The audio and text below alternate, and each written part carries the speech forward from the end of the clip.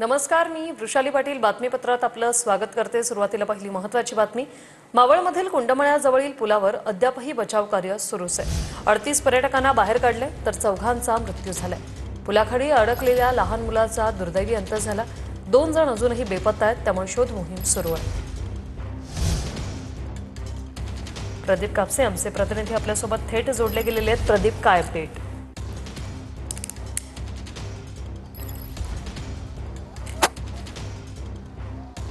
वृषाली, सध्या आपण पाहतोय की रेस्क्यू ऑपरेशन जे आहे ते पुलाच्या खाली सुरूच आहे। कारण पुलाच्या खाली अडकलेल्या आतापर्यंत 4 जणांचे मृतदेह जे आहे ते बाहेर काढलेले आहेत। मात्र पुलाचं गर्डर जे खाली कोसळलेलं होतं त्याला क्रेनच्या साहाय्याने सध्या बाहेर काढलं जातंय।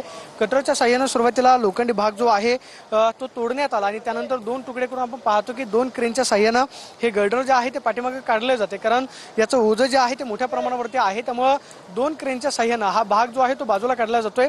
पुलाच्या खाली कोणी अडकलेला आहे का याची चाचपणी काही वेळापूर्वी एनडीआरएफच्या जवानांनी केली आणि त्यानंतर क्रेनच्या साहाय्याने हा पूल जो आहे तो सध्या आता मागे घेतला जातोय। मात्र मंत्र्यांकडून जी माहिती मिळते ती म्हणजे या दुर्घटनेमध्ये आतापर्यंत 4 जणांचा मृत्यू झालेला आहे, 2 जण बेपत्ता आहेत आणि 37 जणांवरती सध्या रुग्णालयामध्ये जे आहे ते उपचार सुरू आहेत। आउट ऑफ डेंजरमध्ये कुणीही नाही अशा पद्धतीची माहिती जी आहे ती मंत्र्यांनी दिलेली आहे। मात्र याच्यामध्ये एका लहान बालकाचा समावेश आहे। अजूनही पुलाखाली कुणी अडकलेला आहे का याची चाचपणी जी आहे ती सध्या या ठिकाणी एनडीआरएफच्या जवानांकडून केली जाते। मात्र सध्या कटरच्या साहाय्याने लोखंडी भाग जो आहे तो बाजूला करण्यात आलेला आहे आणि आपण पाहतोय की क्रेनच्या साहाय्याने हा पुलाचा भाग जो आहे तो बाजूला काढला जातोय। पाण्याचा प्रवाह मोठ्या प्रमाणावरती आहे, त्यामुळे रेस्क्यू करण्यासाठी दुपारपासून अडचणी येत होत्या।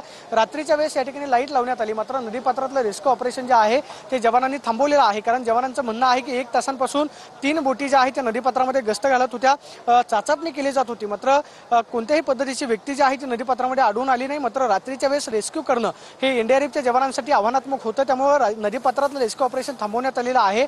जर कदाचित कोणत्या नातेवाईकांनी अथवा कुटुंबियातल्या सदस्यांनी कोणी बेपत्ता असल्याची तक्रार दिली तर त्या संदर्भातली चौकशी जी आहे ती तपास जो आहे तो एनडीआरएफच्या जवानांकडून सकाळी घेतला जाईल। मात्र सध्या कटरच्या साहाय्याने जे 2 भाग वेगळे करण्यात आलेले आहेत त्याचा आपण पाहतोय की सध्या बाजूला करण्याचं काम जे आहे ते क्रेनच्या साहाय्याने सुरू आहे।